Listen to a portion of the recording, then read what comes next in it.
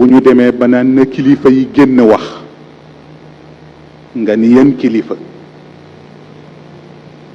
dafa mel na ñun suñu bos bokku ci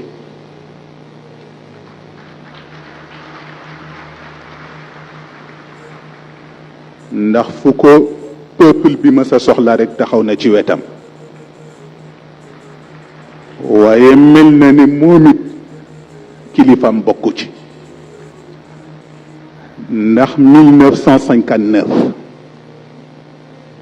ba muy interpeller kilifa diine yi di leen wax naan yaa saadat al islam yaa najma al wara ma akrama al islaama in lam yushtara muy wax di leen fàttali seen responsabilité ni leen rôle bi nga xam ni moom la biddiw di jouer xam leen ni yéen moo war a nekk seen rôle ci société muy laaj nag nee na l'islam nee na est-ce que lu ko gën a tedd am na mu ni waaye fii ak demuñ ba def ko marchandise mu ni ndax l'islam mu ni en tant que religion mu ni kenn mënu koo jënd nee na waaye yéen ñi nga xam ni yéen la ñuy tuddee kilifa diine ngeen war a waxal l'islam nee na bu ngeen demee ba nangoo nekk otage ku leen jox 10 millions moom leen nee na xam leen ni l'islam nekk na marchandise waaye mu am leneen lu mu ci wax mu ni taxat il xukumatu wal xukumatu nag in taxat yowman tuqaabalu bil fuaadi kama jara mu wax ni pouvoir bi mu ni fi mu yegg ak yéen ci def lu ko neex pouvoir bi fi mu yegg ak yéen ci injustice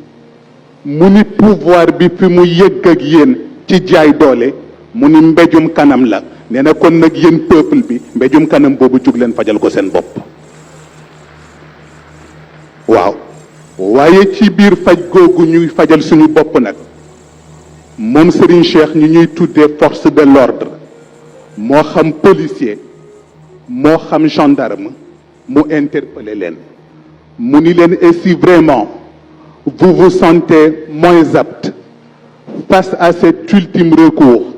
de grâce, mettez-vous de côté, vous et vos collègues de la police et de la gendarmerie, et laissez le peuple régler le problème à sa manière. waaw ba mu koy wax moom Serigne Cheikh boobu mel na ni egseegul fii kon nag am na ñoo xam ni ah ba ñu waree wax nañu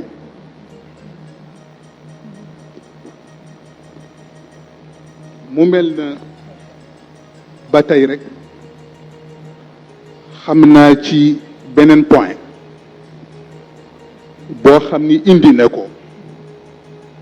mooy la Seydi El Hadji Malick indi woon ca mim wax ni min baadihi nazilun yaan fa yarfau yaa wax fukki vertu yi nga xam ni dina yéegaat yumnun wa xubbun wa raxmun maadilun wa xaya sabrun wa zuhdun saxal quranu bisalami kon nag mu mel ni dañuy bàyyi rek imam Samb mu dikk ci ak ñun incha allah